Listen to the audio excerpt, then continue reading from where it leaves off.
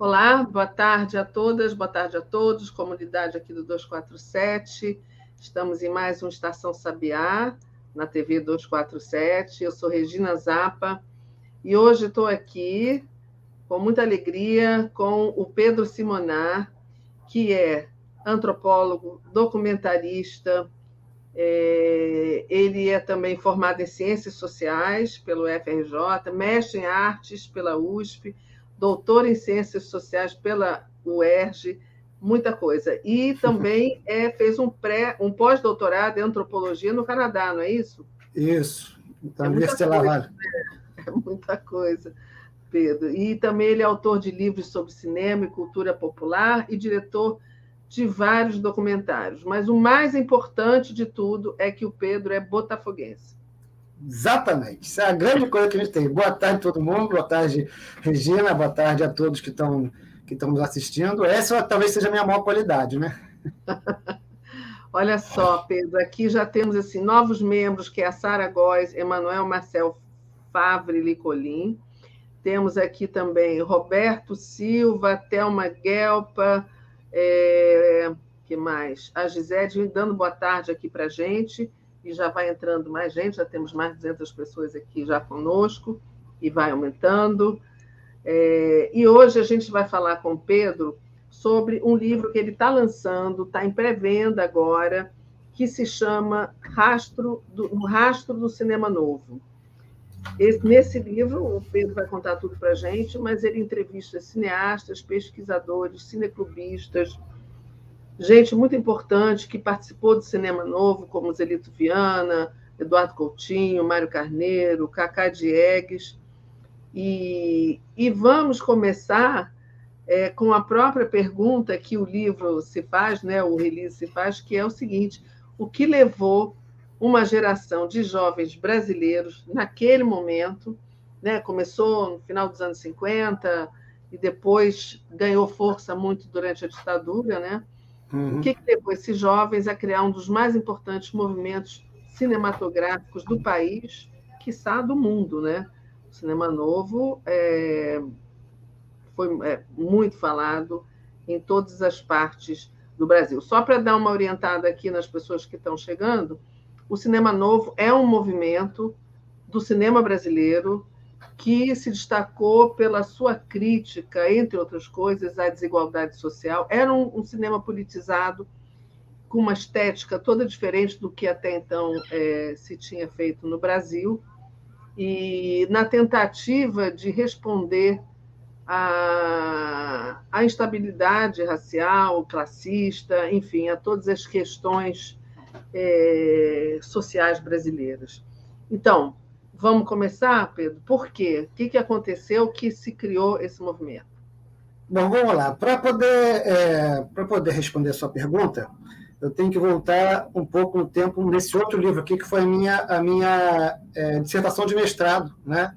Chama-se A Geração do Cinema Novo para uma Antropologia do Cinema, e onde justamente, que saiu pela editora Mauá,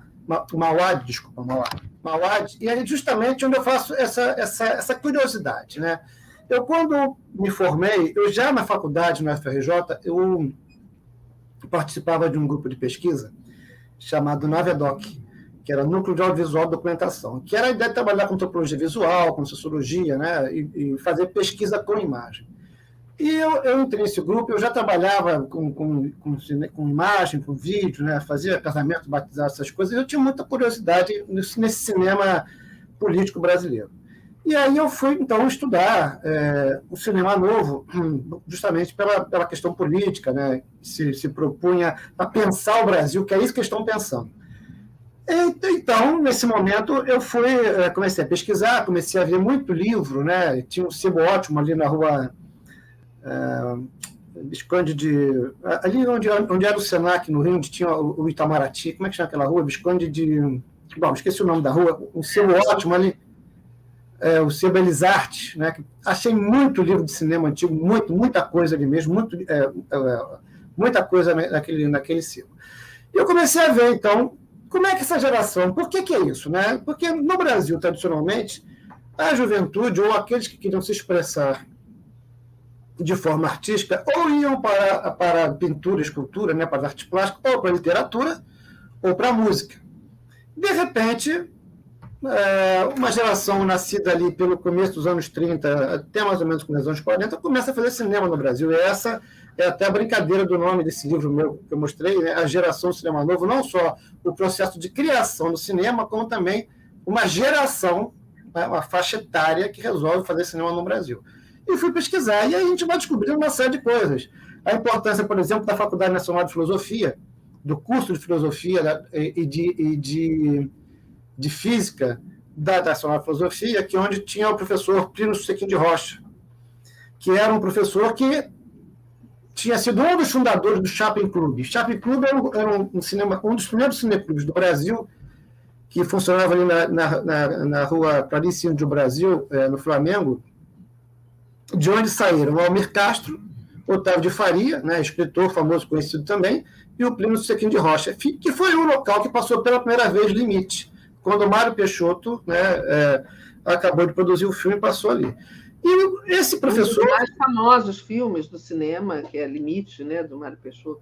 Exatamente. Segundo alguns grandes, né, cineastas e críticos do Brasil, a obra-prima do cinema brasileiro. Né? E esse professor, ele passava Limite para os alunos da Nacional de Filosofia, e esses alunos acabaram fazendo um cineclube. Né? Quem são esses alunos? Entre eles tinha o Joaquim Pedro de Andrade e tinha o Saulo Pereira de Mello, que depois foi recuperar o Limite, e fizeram um cineclube lá. Então, eu tenho um capítulo desse livro que eu chamo de Os Pais Fundadores, né? Que você tem aí não só os cineastas mais antigos, Alex Vianney, o próprio Plínio, né? O Chapin Club, e também todo um pensamento até da Semana de Arte Moderna de 22 também, que chega nesse pessoal. E aí, então, nesse momento, né, o Brasil já tem alguma indústria cinematográfica, já tem a Atlântida fazendo os filmes dela, a Chanchada, tem a experiência que durou pouco da Veracruz em São Paulo, e esse pessoal começa a fazer filme. E começa a pensar o Brasil, né? Através de cinema, através de filmes. Né? Então, você tem era também, Pedro, uma necessidade, uma vontade de fazer um cinema diferente de Hollywood, né? Com certeza, né? Contestar aquela estética americana que dominava, né? Isso, porque a estética americana ela dificulta a produção de filmes, né? Porque você tem grandes estúdios, muito dinheiro. Como disse o Godard uma vez, né? Os Estados Unidos fazem o melhor cinema do mundo e o pior cinema do mundo. O melhor porque tem mais tecnologia, tem mais dinheiro, e o pior que é sempre o mesmo filme, né? Mocinha, você sabe como vai acabar o filme. Tirando alguns poucos diferentes, você sabe como é que vai acabar. E é uma geração também, essa geração do cinema novo, que via muito cinema, né? O cinema se popularizou muito nos anos 20, nos anos 30, e começa aquele domínio de Hollywood, e depois chega também o neorrealismo italiano ao Brasil, depois a Nouvelle Vague, e isso vai formando esses cineastas, essa cultura imagética dessa geração aí do começo dos anos 30 ao começo dos anos 40, que vai fazer o cinema novo. E estão pensando no Brasil, né? Uma formação, muitos deles eram filhos de pessoas que... por exemplo, o Joaquim Pedro de Andrade era filho do Rodrigo Melo Franco de Andrade, que era o diretor do IFAM. O Mário Carneiro era filho de um embaixador, né? Então, que tem essa cultura, que tem esse conhecimento de Brasil, né? De uma outra forma, e que vai, então, tentar pensar o Brasil.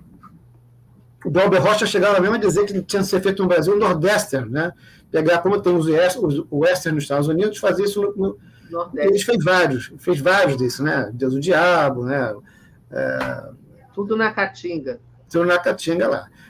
Bom, e aí o que é que acontece? Desse livro meu aqui, na metodologia que eu usei para fazê-lo, além de leituras, eu também fiz várias entrevistas. Entrevistei 10 pessoas, que eu não sei se vou lembrar de cabeças aqui, mas, por exemplo, o Saulo Pereira de Mello, pela questão do Cineclube, por ter recuperado o Limite, né? O Davi Neves, o Zenilton Viana, o Paulo César Sarraceni, o Maurício Taborrina, por ter feito os filmes, né? O Flávio Moreira da Costa. Flávio Moreira da Costa tinha escrito um livro fundamental chamado Cinema Moderno, Cinema Novo, e depois também fez filmes depois. Então, eu fui mapeando. E porque esse livro, a minha dissertação que virou esse livro, na verdade, ela não queria chegar aos filmes. Né? Eu não estou analisando filmes. Na verdade, eu falo como é que esse pessoal chegou no cinema novo ali. Você chegou por quê? Porque tinha toda essa cultura política dos anos 50, ISEB, CPC da Uni, vai por aí afora, né? Metropolitano, uma série de coisas, onde está se discutindo cultura brasileira, está se discutindo o homem brasileiro e está se indo por esse caminho das imagens, de criar uma imagem brasileira, que já tinha um certo conhecimento, uma certa formação, desde o Limite, com Edgar Brasil, que era o fotógrafo do Limite, e que criou aquela fotografia estourada, que é muito bem explorada, por exemplo, pelo nosso Pedro dos Santos em Vidas Secas. Né? Quem lembra da primeira imagem de Vidas Secas, aquele som do carro de um carro de boi, aquela imagem que fica parada, aquela coisa estourada, que de repente vem formando lentamente a imagem do Fabiano e da família, que vem andando até você entender que é uma pessoa que está andando ali, que é realmente a luz do Brasil. Né? Quem mora numa cidade, em qualquer lugar do Brasil, 11 horas até mais ou menos umas 2 da tarde, você está andando ou de óculos escuros ou está andando assim, né? Porque o sol está ali. É muito diferente. Você vê hoje o filme brasileiro, até hoje, você consegue identificá-lo pela luz. Né? A luz do cinema do Hemisfério Norte é uma luz meio difusa, né? Uma coisa que... A luz brasileira não, você vê logo aqui traço chegando e vindo na cara da gente. Esse livro novo, então, que está sendo lançado agora pela Potter, né, no Rastro do Cinema Novo, eu pego essas entrevistas que eu só usei para analisar no primeiro livro, A Geração do Cinema Novo, e resolvo publicá-las, a Potter topou, né? Porque eu acho que vai ser fundamental, até como fonte para as pessoas que querem trabalhar, quero entender de cinema brasileiro, de cultura política do Brasil nos anos 50, porque as entrevistas falam de ISEB, falam de CPC da Uni, falam de uma série de coisas que é um momento cultural, político brasileiro, dali da metade dos anos 50 até o comecinho do cinema novo, ou seja, até mais ou menos 64, 65. E é interessante você dizer isso, que toda essa bagagem de informação, quer dizer, esse contexto até explica o porquê do surgimento do cinema novo, que, na verdade, não era só o cinema, quer dizer, o cinema novo foi um marco super importante, mas nesse momento, começo dos anos 60, havia um diálogo muito grande entre todas as artes, principalmente durante a ditadura. Você tinha o pessoal do cinema novo ia buscar atores no teatro do Arena, do Oficina, né, do Opinião, e os artistas plásticos também eram engajados, a música... A poesia, né? A poesia concreta. Você tem um grande movimento de tentar entender o Brasil, de tentar criar um brasileiro, que é um movimento muito, a gente pode dizer, classe média, né, de origem de classe média, que talvez aí tenha levado uma certa incompreensão do povo, né? No sentido de público, por exemplo. Né? Tem uma discussão interessante, numa das entrevistas até fala isso, se não me engano é a entrevista do Davi Neves, que alguém fala para ele assim, não, mas o nosso problema é o público. Eu falo, não, o público não é problema, é a solução. Nós temos que chegar até ele. Né? É ele que vai fazer isso, porque é um público muito colonizado pelo cinema dos Estados Unidos. Então, é uma discussão que está até hoje, né, de colonização, de descolonização, de decolonização, vai mudando o nome, vai se inserindo novos elementos, mas está aí um cinema, basicamente, de uma formação marxista mais dura, né, pessoal do PCB, stalinismo, mas uma visão que é bem interessante de tentar entender o Brasil, de tentar discutir o Brasil. Muitas vezes podia parecer um pouco hermético. Eu fiz só um parêntese aqui na tua fala, eu escrevi uma biografia, um perfil do Hugo Carvana, e ele conta, num determinado momento, que ele estava filmando com o Glauber na África, acho que era Leão das Sete Cabeças, acho que era isso, e que ele teve uma conversa com o Glauber sobre a chanchada, e como os cinemanovistas tinham destruído a chanchada, que era uma linguagem muito brasileira. E o Glauber se dizia arrependido disso. Então, que não precisava destruir uma coisa para trazer outra, que a chanchada tinha público enorme, era muito popular, e veio o cinema novo meio que empurrando aquela linguagem para lá e se estabelecendo durante um tempo como a linguagem do cinema brasileiro, mas não precisava, podia ter todas as linguagens, desde que fossem, né, bem brasileiras. Ele faz autocrítica, né? Porque na revisão crítica do cinema brasileiro, que é o primeiro livro dele, o Cinema Primeiro é um dos primeiros, ele detona com a chanchada e uma crítica feroz. Depois, na Revolução do Cinema Novo, ele já faz uma releitura disso. E mesmo nas entrevistas desse livro que você agora, todos eles falam isso, que a chanchada tinha a sua importância, né? A chanchada era fundamental. Você falou no Carvana, o Carvana tem uma experiência com o Glauber, que é o filme Câncer, né, que é uma experiência. O Glauber estava esperando, tinha uma sobra de filme, estava esperando para gravar, se eu não me engano, O Dragão da Maldade contra o Santo Guerreiro, não me lembro agora, é um filme de 68, e é uma experiência realmente. O Glauber não tem um roteiro, né? Ele dá uma situação e o Pitanga, o Antônio Pitanga e o Carvana vão interpretando, vão criando ali, e é um filme tão experimental que o próprio Glauber disse que, se fosse exibido, não podia ser cobrado. Eu me lembro que uma vez no CCBB no Rio de Janeiro foi passar e tinha uma fila grande para pagar o ingresso, e alguém lembrou, não, o Glauber falou isso, e aí foram checar realmente, né, ele tinha falado, e a sessão foi gratuita, porque é um filme experimental, que é um filme que eu gosto muito, né, Câncer eu gosto muito, acho um filme muito interessante, mas que é isso, é uma situação de puro improviso. E nesse livro... O Câncer que é com a Odete Lara também, não? Se eu não me engano, tem o Odete Lara também, mas tem uma cena que está o Pitanga conversando com uma atriz, que não é atriz, né, que é uma mulher do povo que estava passando ali, e você vê a angústia dele, ele falando, e a mulher não reage, né, porque ele e o Carvana, um manda, o outro vai, e faz no bate-bola. Mas quando tem um não artista, um não ator ali, no caso, que não tem essa manha, não consegue levar adiante. O Carvana dizia que o Glauber pegava os atores, não falava qual era o roteiro, não dizia nada, e dizia, olha, agora vocês são um triângulo amoroso. E ficava esperando, e eles iam desenvolvendo. A direção dele é bem assim, sei lá, caótica, né? Sobretudo no Câncer, né? No Câncer, bem assim.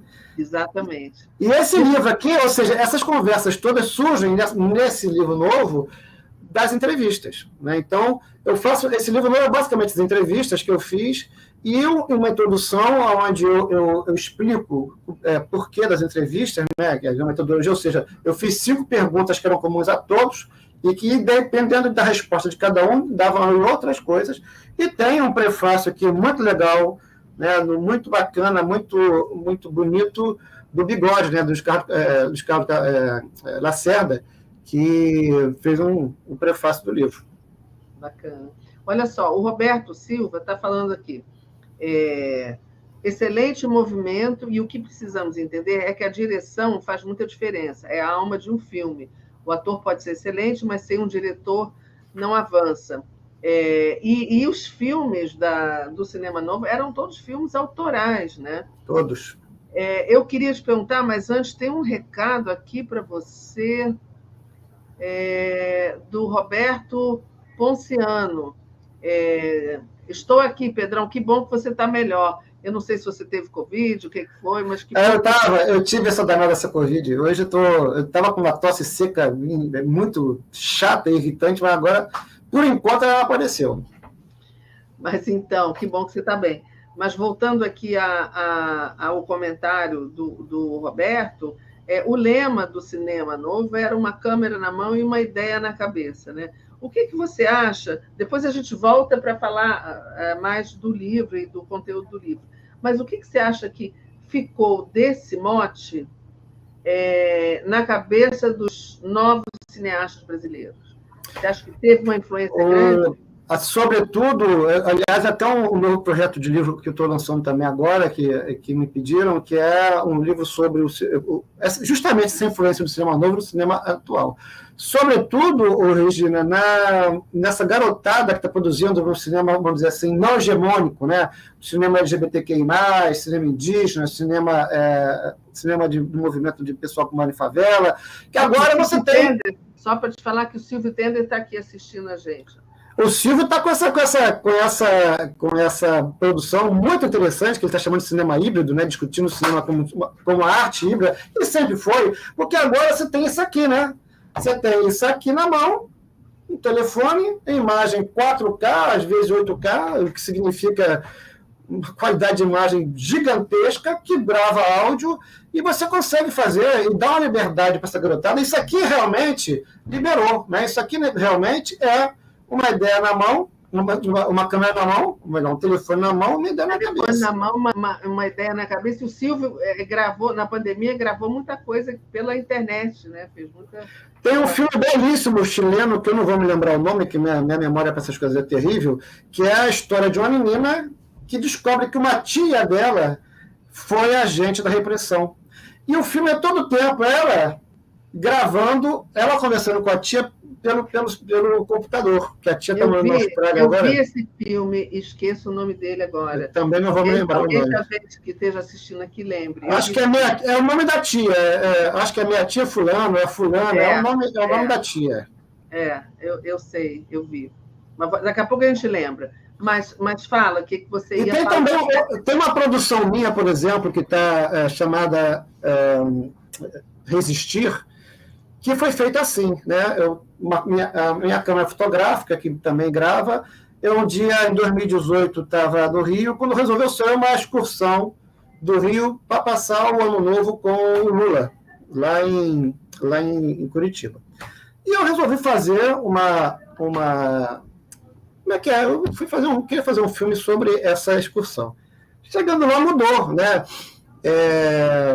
Acabou aquele movimento de resistência enorme. É um filme que está na internet. Se vocês baterem Resistir e o meu nome, Pedro Simonar, vocês vão ter acesso a ele. Ficou um filme curtinho que é bem assim, né? De repente, eu cheguei lá, a ideia que não era um roteiro de fazer uma coisa virou outra coisa, porque quando você está você tem essa facilidade, né? Que não é o filme pesado, que tem que ser revelado, né? Tem que ter um negativo, tem que ter muita luz, porque senão não vai. Isso liberta. Então, até hoje, essa herança, né? Essa ideia de você poder fazer um filme, fazer um cinema com recursos, que agora não são poucos recursos, porque você tem uma imagem 4K, uma imagem de 8K na tua mão no telefone, né? É muito...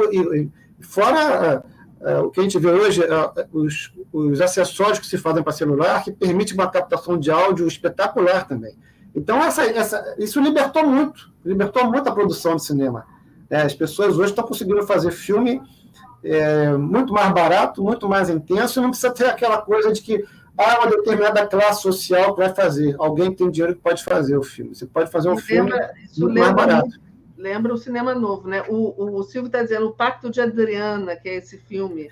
Isso mesmo. Adriana, eu lembrava que tinha um nome assim, não lembro se era Adriana, se era Andréia. Eu não arrisco não, porque eu confundo muito a Adriana com a Andréia o tempo todo, até hoje. Então é isso, você tem... Agora, também a gente vê no cinema brasileiro hoje um negócio que algumas produções que abandonaram um pouco essa tradição, né? Sobretudo Globo Filmes, etc., que é um cinema que tem muito a ver com televisão. Eu me lembro quando eu estava morando no Canadá, foi lançado aquele filme do Getúlio, e eu fiquei curioso para ver, depois eu não gostei de ver o filme, porque o filme é basicamente novela, né? Tudo em primeiro plano, tudo muito fechado, você não gostei do filme.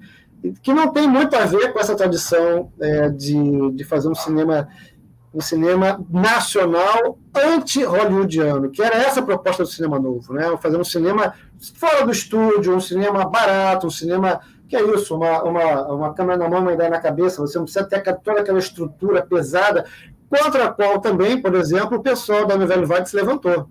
O cinema francês também estava nessa, para fazer um filme na França, você tinha que contratar isso, tinha que ter uma estrutura pesada, e eles vêm com essa ideia, um cinema também leve, né? Que também já tinha sido feito. E o Pedro congelou. Naquele momento do começo quando a Itália começa a ser liberada do fascismo, né? Você deu uma congeladinha, você está falando do neorrealismo italiano. Sim, eu estava dizendo que o neorrealismo também começou a desenvolver essa ideia de um cinema barato, né, de um cinema também com atores não profissionais, uma coisa mais livre, que depois vai influenciando o outro, né?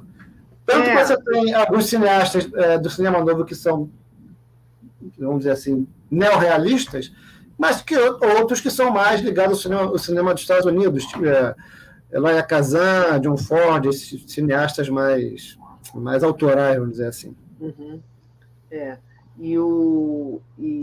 Enfim, acho que os cineastas do cinema, os diretores do cinema beberam um pouco também na Nouvelle Vague, no neorrealismo, né? E era isso que você falou, era naquele momento um desejo de transformação, que, como você disse, né, que você põe o contexto no seu livro, naquele momento era um desejo de transformação dos jovens da época, né? De contestação ao sistema, e tudo isso está lá no cinema novo. Ele ganhou muita força durante a ditadura e foi perdendo a força no início dos anos 70. Por que você acha isso? Ali você tem, talvez tenha passado um pouco pela falta de público, né, a dificuldade do público, e a criação da filme, de uma certa forma, meio que institucionaliza tudo e começa a ter uma procura mais por lucro, né? O filme tem que se pagar, o filme tem que dar retorno, etc. E aí surge aquele momento ali dos anos 70, depois do cinema novo vem o cinema underground, né, com o Gilles Zerla, com o Bressani, né, aquele cinema ainda, que radicaliza ainda mais na linguagem, e logo depois entra a porno chanchada, que é um negócio que encheu o cinema, né? Todo mundo ia, encheu o cinema, e começa, alguns desses diretores até fizeram alguns filmes nessa linha, né? Tentar recuperar um pouco, embora para sobreviver, mas não realmente porno chanchada, era uma chanchada um pouco mais erotizada, mas não naquele nível, né? E aí utilizaram muito do Nelson Rodrigues, que dá uma certa pegada, né? Você pode aproveitá-lo com imagens assim um pouco mais picantes, vamos dizer. Mas também tem aí a própria resistência à ditadura, a censura, né? Aquele saco todo de você ver cinema com bolinha preta na frente das pessoas, né? Na frente eu ainda peguei, eu me lembro quando eu vi, a primeira vez que eu vi Calígula, e quando eu vi também Laranja Mecânica, era tudo assim, cheio de bolinha preta. Aquela bolinha que andavam pelo corpo, assim, era um saco, né? Muito chato realmente aquilo ali. E o cinema brasileiro teve que se adaptar nessa realidade, nessa censura, nessa coisa, e acabou desvirtuando um pouco desse caminho que ele vinha fazendo, que era um caminho difícil realmente, né? Que era um caminho de confronto com Hollywood, né? Com a Motion Pictures, que tinha o controle do Brasil aqui. E aí até não basta você fazer um filme, né? Um filme você tem que produzir, mas você tem também que finalizar, você tem que distribuir, né? Você tem que ter acesso. Não é à toa que eles fizeram a de filme, né? A distribuidora de filmes, o Glauber Rocha e mais uns 4 ou 5, não me lembro todos que fizeram a de filme, mas ainda dependia muito das salas do exibidor, que não queria passar o filme brasileiro, né? Que é a grande questão aqui no Brasil. É verdade. Os seus entrevistados falam de censura na época do auge do cinema novo e na época da ditadura? Eles não falam muito, porque as minhas entrevistas ela está focada mais no antes, né? Até o final dos anos 50, comecinho dos anos 60 ali. Não se fala muito, mas alguns falam ainda, lembrando de algumas produções que foram feitas, porque nessa fase inicial não tinha muito, você tinha muita discussão, era uma discussão muito rica, né? Você tinha aí grandes intelectuais brasileiros discutindo no Brasil e influenciando esse pessoal, essa juventude toda, né? O Izeb, né? O Guerreiro Ramos, o Costa Pinto, sei lá, e outros tantos izebianos aí que estão discutindo diretamente e fazendo a cabeça dessa galera toda aí, inclusive no CPC da Uni, né? Que tem lá Ferreira Goulart, tem lá a Vianinha, tem um montão de gente passando pelo CPC, discutindo cinema, discutindo teatro. E teatro era mais fácil, que era mais barato, tanto que o CPC fez o 5 Vezes Favela e começou a produção do Cabra Marcado para Morrer. Não me lembro se tem mais um outro filme, se não me engano, foram 2 ou 3 no máximo produções do CPC da Uni, porque tinha o custo do cinema, de revelação, de fita, né, que é uma coisa que não é fácil, não é tão evidente assim. E o Cabra Marcado é outra obra-prima do cinema nacional, né? Você falou aí dessa coisa das discussões entre os intelectuais, e é interessante que isso, como diz a Raquel Gertner aqui, ela diz assim, nos meados dos anos 60 tinha o cinema Paissandu, que o povo que gostava de cinema ficava discutindo os filmes que lá passavam. Quer dizer, essa discussão entre os intelectuais passava para toda a geração de jovens. Eu me lembro muito disso, e a gente, não só cinema novo, mas ia ver Bergman, né, Fellini, tudo isso, e ficava lá depois tomando chopp e discutindo o filme, né? Então, e aqueles documentários maravilhosos, né? Zuiderzee, né? De tantos deles lá, Chuva, né? Não estou lembrando o nome do cineasta aqui, gente, é o holandês, Joris Ivens, né? Maravilhoso.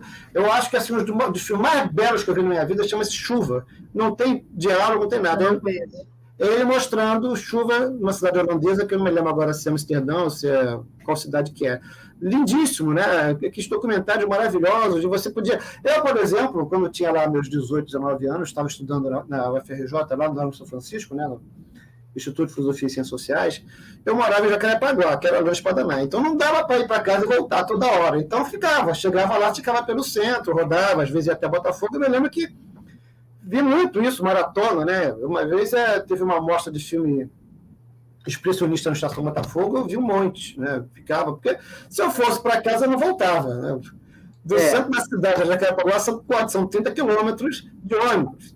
Então, não é assim, algo que você faça facilmente, né? E era aquilo, a gente ficava, discutia, e o próprio Estação tinha uma revistinha chamada Tabu, que era muito interessante, muito legal também, que era de graça, a gente pegava, e ficava lendo, discutindo. Isso mesmo.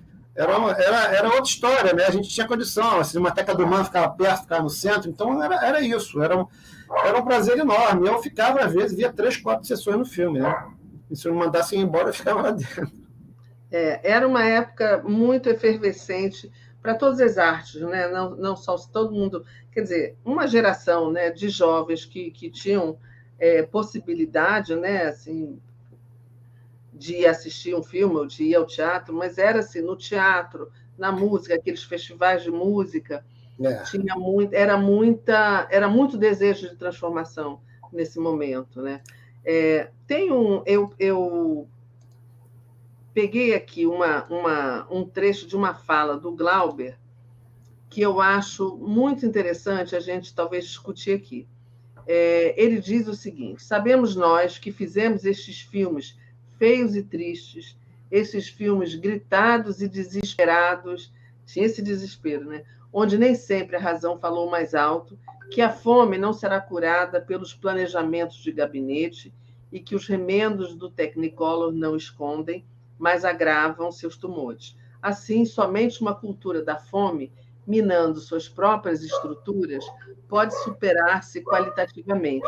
E a mais nobre manifestação cultural da fome é a violência. Eu acho que essa fala do Glauber fala muito, né, sobre o que era o cinema novo e o que se queria com os filmes, né? E ela é muito atual ainda, né, Regina? Muito atual. A gente está discutindo isso agora, que é a questão da violência, né, com esse assassinato desse rapaz congolês aí no Rio, ou com a questão da volta da fome, né? E é que eu costumo dizer para os meus... Quando em discussões políticas, né? A gente tem dois Brasis hoje em dia. Um Brasil que é um Brasil que quer fazer um conchavo, que é o Brasil daqueles que comem 3 vezes ao dia, e você tem um Brasil daqueles desesperados que não quer conchavo nenhum, quer chutar a porta, mas que não consegue fazer isso porque não tem organização política. Que é o momento que a gente está vendo aí, que se você voltar lá atrás, nos anos 60 ou anos 50, é a mesma coisa. É a mesma coisa. O Betinho criou aquela frase, acho que é perfeita, né? Exatamente. Quem tem fome não quer fazer conchavo, não quer esperar. Vamos discutir que não, ele quer agora, o problema é agora, vamos partir para cima, é isso aqui. Né? E a gente ainda continua nos mesmos erros. Né? Se a gente pensar a história do Brasil, né, a Revolução de 30 foi um conchavo da classe média com alguns setores dessa oligarquia no Brasil. Depois, em 45, vai por aí também. Depois... A volta em 85, como sai do final da mesma coisa. E o que acontece? O que acontece é que esses caras nunca perdem. Nunca perdem. Essa classe dominante, como bem disse o Darcy Ribeiro, rançosa, né, cobiçosa, atrasada, retardada, ou como bem definiu o Frantz Fanon, essa burguesia neocolonial, que não é burguesia, na verdade, né, é um bando de gestores. Né, o cara é o testa de ferro, que o cara tem uma indústria, mas se chegar alguém pagar para ele, tudo bem, ele vem ele fica lá como administrador daquela indústria ali, porque a burguesia, né, e aí tem que lembrar de Marx, né, ela é revolucionária porque ela disputa com outra. Nessa questão. Ela está levando, nesse momento, né? No Brasil, não disputa nada. Se você se vende facilmente, porque é muito mais confortável você ser gestor do capital imperialista do que você disputar o espaço com ele. Então, esses caras estão aí, estão comendo, né? O Machado de Assis, eu li uma frase uma vez que alegam que é dele, eu nunca descobri de que livro que é, que diz mais ou menos assim: o burguês há de fazer revolução, desde que seja depois do almoço. Né? Desde que seja depois do almoço. Então a questão é essa, e as questões não se resolvem. O problema no Brasil, eu tenho um filho que gosta muito de rap, né? Eu falo assim, legal, está tudo diagnosticado aí, agora como é que muda? Porque o problema do Brasil não é a falta de entender o problema, é a vontade política de mudar, de ir para frente, de partir para cima. Agora nós estamos vendo isso aqui. Desculpa então o tema, mas a gente não entende. Tem gente que eu, por exemplo, não entendo por que é que um cara que está liderando as pesquisas, né, está aí, sem apoio de ninguém, com a imprensa caindo, recuperando o Celso Daniel, mas vai ter que se ligar com alguém que traiu o povo brasileiro várias vezes. Por que não tenta, entendeu? Por que não vai? Não tem... Se chegar em cima da bucha, rapaz, não vai dar. Aí você vai e faz um acordo. Agora o problema é que nem tenta, né? Já sai do começo dizendo, não vamos não, porque pode não dar certo. Bom, mas ninguém sabe se vai dar certo, você não tentou. Eu acho, eu não sei, eu acho que é um momento que a gente não pode arriscar nem um centímetro.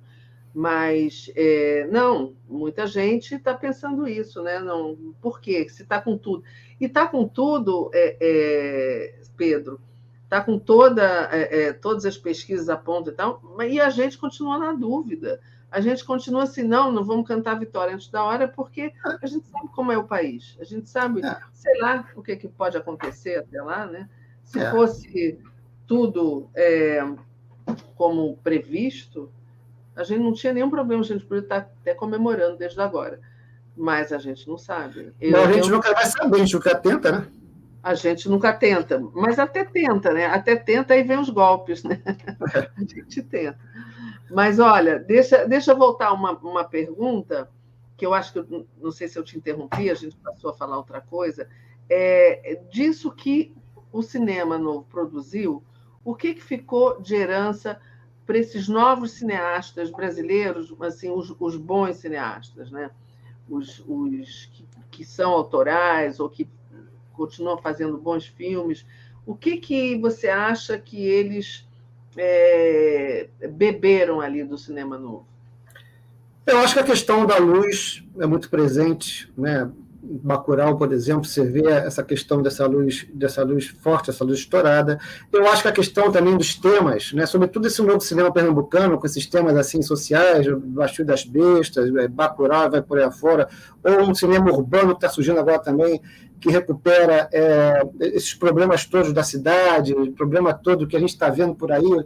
Eu estava revendo outro dia aquele Branco Sai, Preto Fica, que é uma produção de 2013, se eu não estou enganado, 2014, de Brasília, que está ali, né, mostrando os garotos que estão dançando no baile, entra a polícia e vai lá e deixa um aleijado e o outro sem pedaço da perna. Quer dizer, por quê?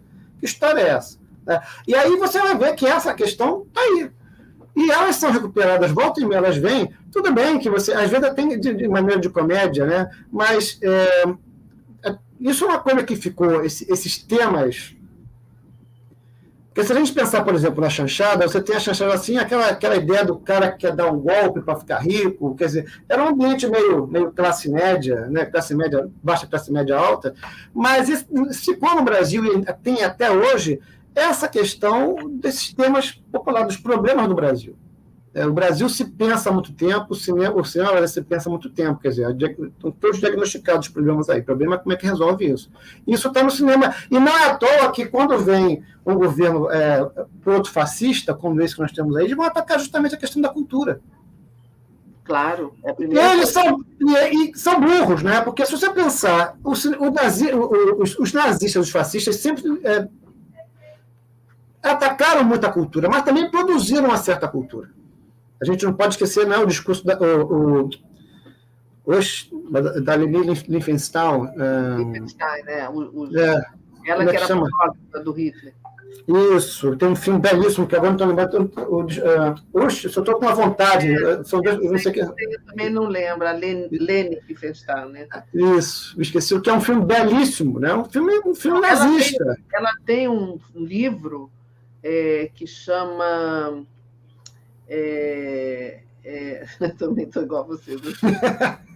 Um livro que ela fez com uma tribo africana. Gente de Cal, Gente de Cal, K-A-U, com uma tribo negra maravilhosa, todos muito bonitos. Ela fez fotos lindíssimas. O Triunfo da Vontade, lembrei o nome, O Triunfo da Vontade. Belíssimo filme. Né? Mas o que nós temos aqui, na verdade, é uma coisa estranha, porque são fascistas que não são nacionalistas, né? Fascistas que são entreguistas. Então, eles não conseguem trabalhar nem isso. Né? Um cinema decente. São medíocres. Ignorantes, né? Exatamente. Não tem qualidade, né? Nenhuma. Né? Se a gente pensar lá o futurismo lá com Mussolini, né? Você tinha produções artísticas interessantes, né? De vanguarda, e aí tem outra discussão se a vanguarda, né? Que os justos diziam que não há vanguarda sem um tema, né? De vanguarda. A gente vê que, na verdade, pode até ter, porque a gente tem vanguardas fascistas, vanguardas nazistas, que, em termos de forma, são muito bonitos, em termos de conteúdo, são uma desgraça, mas em termos de forma, você tem realmente uma coisa muito bacana, né? Mas talvez a nossa sorte seja exatamente essa mediocridade, essa falta de inteligência e de cultura que faça com que a gente talvez consiga se livrar disso mais rapidamente, né? Felizmente, né? Agora, Pedro, o que dessas entrevistas que você fez lá atrás e que você trouxe para o... Você está com a capa do livro aí para a gente mostrar?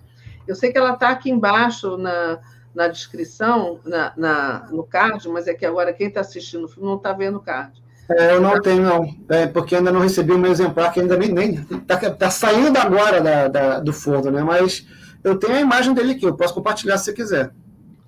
Você consegue compartilhar aí? Deixa eu ver se eu pego aqui, só um minutinho. Mas, de qualquer maneira, depois eu vou tentar botar aqui o link também para quem quiser adquirir o livro.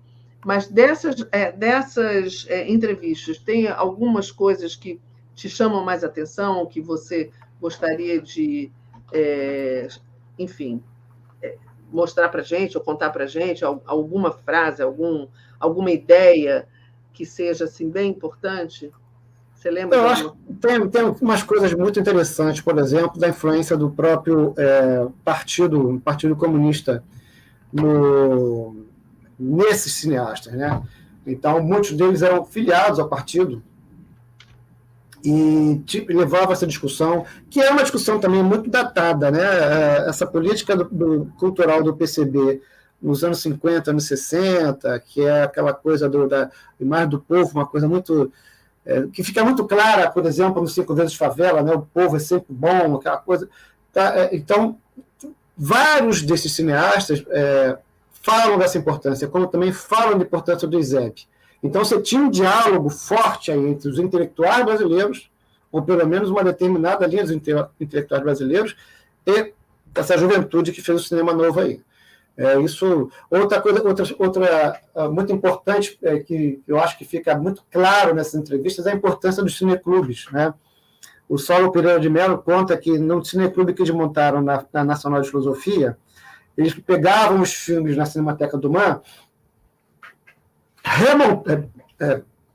tiravam um pedaço que interessava, montava diferentemente e depois, no final, devolvia inteiro de novo. Então, ele conta que uma vez eles fizeram uma amostra só de cargas de cavalaria. Pegaram vários filmes que tinham carga de cavalaria e montaram as cargas de cavalaria. Depois deve ter dado um trabalho danado para rejuntar isso aí nos filmes todos. Né? Então, essa importância do cineclube, que fica muito marcante.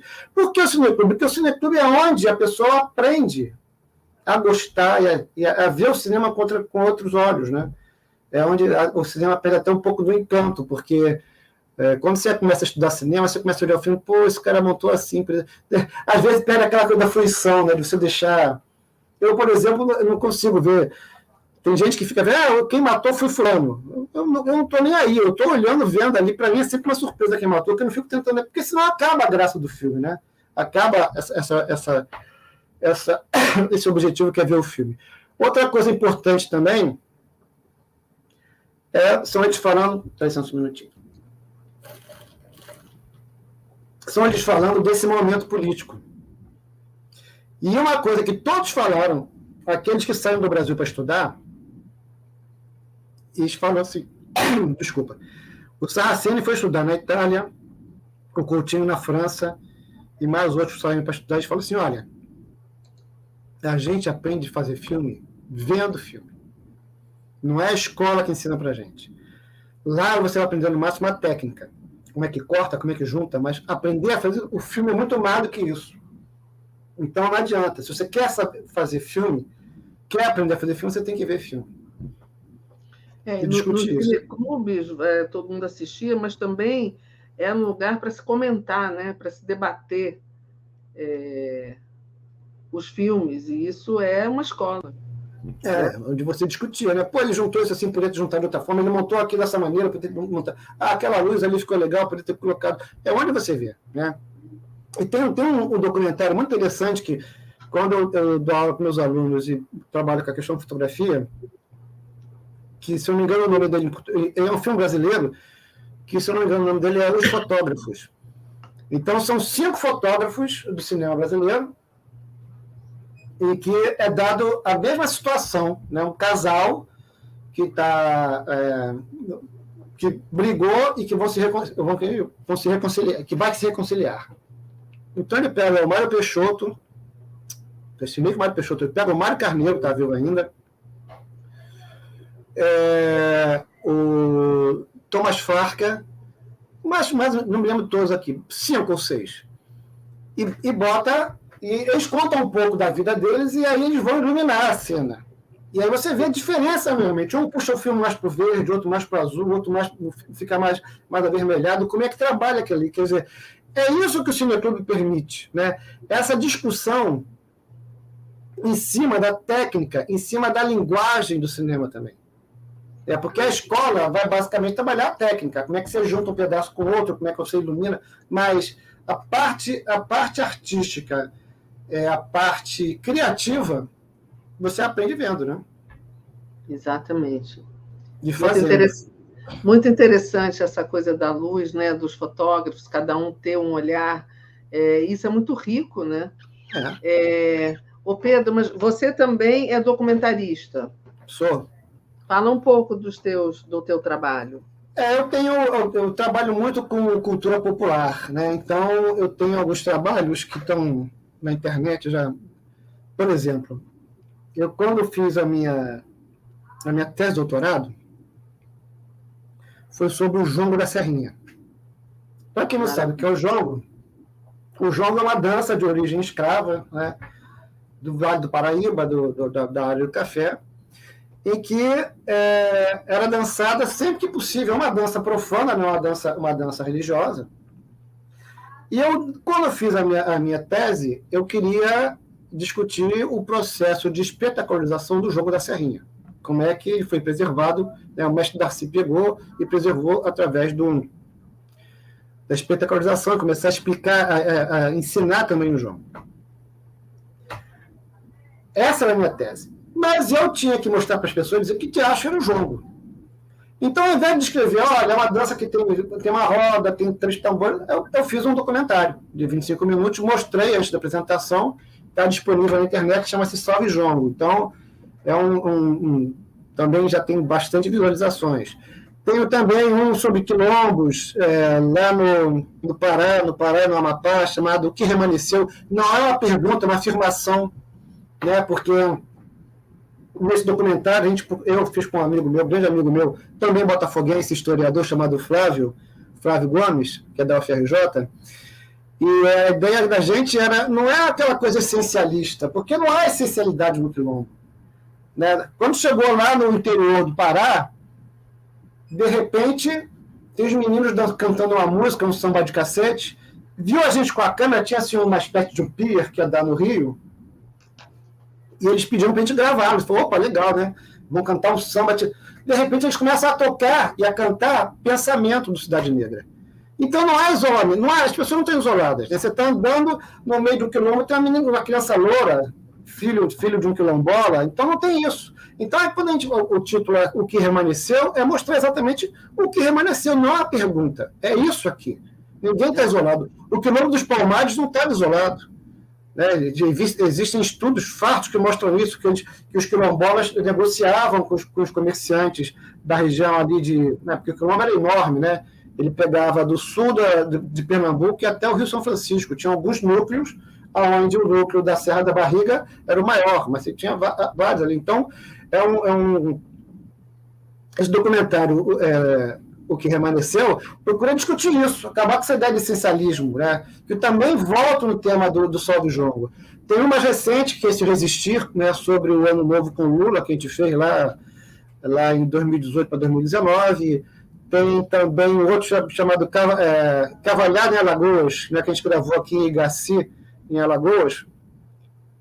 Uma cavalhada. De novo, lá, os encarnados contra os azuis, né, cristão contra os mouros, e aí a gente vê uma coisa muito legal, Regina, que é um negócio que o pessoal chama, que a cavalhada, se você tem dinheiro, você faz uma cavalhada, todo mundo uniformizado, etc. Se você não tem dinheiro, você faz a corrida de argolinha, ou seja, a garotada em cavalo sem sela, né, que vai, de qualquer maneira, e faz. Agora, nos quilombos e no sertão, tem um negócio que é feito com moto. Então, eles botam assim, da altura da moto, que deu para a moto passar de baixo, e o cara vem com uma lancinha pequenininha e ele vai lá e tira a argolinha também. E a moto no sertão está muito interessante, que eu vi vaqueiro tangendo gado com moto. Ao invés do cavalo, vai com a motinha. Olha. Então, e eu participei de um projeto aqui em Alagoas, muito interessante, de mapeamento da cultura daquela alagoana. Era um projeto piloto do IFAM, que ia ser para o Brasil inteiro. Né? Desse projeto, nós tivemos vários filmes. Tem Carreadas, que é sobre uns encontros de carro de boi que se fazem pelo interior aqui. Tem esse Cavalhada em Igaci, em Alagoas. Tem vários filmes. E uma coisa que a gente andou bastante e via, registrando essa cultura, né? Como é que se faz um carro de boi, como é que se faz uma canoa, como é que se faz... Um negócio assim meio Humberto Mauro, né? Com o Ince lá fazendo... A gente gravando isso, porque são coisas que algumas vão desaparecer. Porque não vai ter porquê, né? O carro de boi, hoje em dia, eu conversando com um senhor, que é um carreiro que eu conheci, ele de uma cidade próxima a Arapiraca. Ele falou assim, eu perguntei para ele, o senhor levava a sua carga até onde? Até Arapiraca, às vezes. Aí, quanto tempo? A gente fazia Arapiraca daqui lá, fazia em 3 dias, 4 dias. E quanto carregava o seu carro de boi? Meu carro de boi tinha 2 paredes, a gente carregava 1 tonelada. Bom, 1 tonelada em 3 dias. Hoje em dia, você tem um 4x4, você faz esse trajeto em meia hora e carrega quase 2 toneladas. Então, o carro de boi é uma coisa que em breve desaparece. Mesmo porque também usa madeira de lei, que é proibido de você cortar hoje em dia. Né? Então, são vários documentários. Eu faço muito documentário nessa área, juntando política com cultura, que é uma coisa que me atrai bastante, porque não é à toa que, quando a fascistada chega ao poder, eles querem acabar, sobretudo, com a questão cultural, que é onde você desenraiza as pessoas. Né? Claro. Aí você vem com um discurso... fundamentalista evangélico, pior ainda, que aí você está dizendo para o cara o seguinte, olha, tudo aquilo que o teu pai e teu avô te ensinou não vale nada, o negócio agora é a palavra de Deus, isso aqui que vale a pena. E aí o cara fica completamente desarmado e vira um joguete na mão, né, do espertalhão, né, que está lá cobrando o dízimo para vender pé de vassoura ungida, caneta ungida, sabão em pó ungido e essa bobajada toda aí. Né? É isso, a cultura e as artes são, eu acho, a principal forma de resistência de um povo, né? Não é? Você se reafirmar a sua identidade, e não esquecer quem você é, porque se você esquece, aí tudo fica muito fácil, né? para ser dominado, né? Não é? Isso é impressionante. É muito impressionante isso. Como é que a gente pode fazer para ver seus documentários? Estão no YouTube, não? Então, se você bater no YouTube meu sobrenome, aparecem eles. Mas, por exemplo, tem um Resistir, né? Se você colocar Resistir, Pedro Simonar aparece. Se você botar Salve Jongo, Pedro Simonar também está lá disponível. Se você puser... Geralmente, se eu entrar no YouTube, você vai achá-los aí. Eu não boto travado, não. Eu boto... Porque como a gente faz... como eu faço muita coisa com dinheiro público, né? Financiamento de CNPq, do que seja, eu acho que uma forma que a gente tem de voltar é deixar isso liberado para as pessoas verem. Claro. E eu sempre dou também umas cópias, né, para a própria comunidade, para ela poder vender, dar, presentear, fazer o que ela quiser. Não é meu, né? Na verdade, um deles, inclusive, que é um dos que eu mais gosto, chamado Vem de Longe, que eu fiz sobre o grupo de jongueiros lá da cidade de Pinheiral. São três irmãs que são a liderança lá, que são pessoas, Gracinha, Nenéia e Fatinha, né? Uma é diretora de escola, a outra é professora, e a outra trabalha na escola também. E um dia eu cheguei lá e falei assim, meninas, se vocês fossem apresentar o grupo de jongueiros de vocês, para quem não conhece, o que vocês mostrariam? Quer dizer, na verdade, o roteiro não é meu, é delas. Grava isso, grava aquilo, mostra isso, mostra aquilo. Para minha surpresa, Regina, a primeira coisa que fizeram para mostrar foi os antigos símbolos de riqueza dos proprietários de escravizados da região. Aí você fala assim, pô, uma coisa doida, na verdade tem uma certa lógica. Naquela época, eles estavam querendo... agora eles têm, mas eles queriam um ponto de cultura. E também eles estavam numa luta velha, muito antiga, de tentar desapropriar a sede da fazenda São José do Pinheiro, que deu nome à cidade de Pinheiral, para fazer ali a sede do grupo de jongueiros dele. Então, você entende a lógica. Ao mostrar o símbolo da nobreza e dizer, e aí, né, uma das muitas lendas que a gente tem pelo Brasil escravocrata fora, que ali era o lugar onde tinha o maior senhor proprietário de escravos do Brasil, o cara, né, que é da família Breves, né, não por acaso a voz do Mário Peixoto, que tinha uma quantidade de terra gigantesca, que ia da Restinga de Marambaia e de Angra dos Reis até Pinheiral, ou seja, subia a serra toda ali. Então, o Estado do Rio, grande parte do Estado do Rio. Grande parte do sul do Estado do Rio pertencia a eles, 2 irmãos. Então faz sentido dizer, olha, nós descendemos desses caras que estavam aqui, que foram escravizados aqui, então nós temos direito, sim, a essa sede de fazenda, isso tudo aqui. E é um filme bem legal, chama-se Eu Venho de Longe, começa com um João lindíssimo. Ô, gente, eu venho de longe. Eu sou um preto velho cansado, eu não posso andar correndo, eu vou caminhando devagar. Lindo esse jogo, e com o Rio Paraíba correndo lentamente. Então, tá aí. Chama-se, tem 1 hora de duração, Eu Venho de Longe. Se você procurar na internet, você vai achar. E não tinha roteiro, o roteiro foi esse. A minha pergunta, o que vocês mostrariam? Se vocês fossem se apresentar para quem não conhece vocês, o que vocês mostrariam para eles? E aí foi isso. Botar Pedro Simonar, documentários, filmes, e aparece... No YouTube aparece bastante, pode assistir à vontade. Bacana. Aí bota lá um comentário, bom ou mal, não tem problema não, pode botar. Tá bom. E o livro, No Rastro do Cinema Novo, do Pedro Simonar, que já começa... Eu tentei botar aqui no chat, não consegui. Mas, enfim, como é que... aonde que está essa pré-venda? Tem um nome? É uma editora? Na Cotter, está no site da Cotter. Né? Site da Cotter, que tem deixa eu ver se eu consigo... Você achou aí, não? Eu acho que eu consigo aqui colocá-lo na tela. Não, mas quando sair aqui, vai aparecer o card que está com... Agora, quem quiser comprar, está no site da Cotter, que é a editora... Está no site da Cotter, exatamente. K-O-T-T-E-R. Cotter com 2 T's e K. Isso. Tá bom? E é um livrinho bonitinho, não está muito caro. Tá bom. Desculpa. Não, só terminar aqui, que já estamos em cima da hora, com o Roberto Silva dizendo: excelente ouvir e aprender com Pedro. Obrigada, Regina. Ele volta, tem muito mais a dizer. Então, qualquer hora você volta aqui para contar mais coisas para a gente. Será um prazer. Muito obrigada pela tua participação aqui, obrigada a todos que acompanharam aqui, e até a próxima, né, Pedro? Até a próxima, boa tarde a todos. Um abraço, tchau.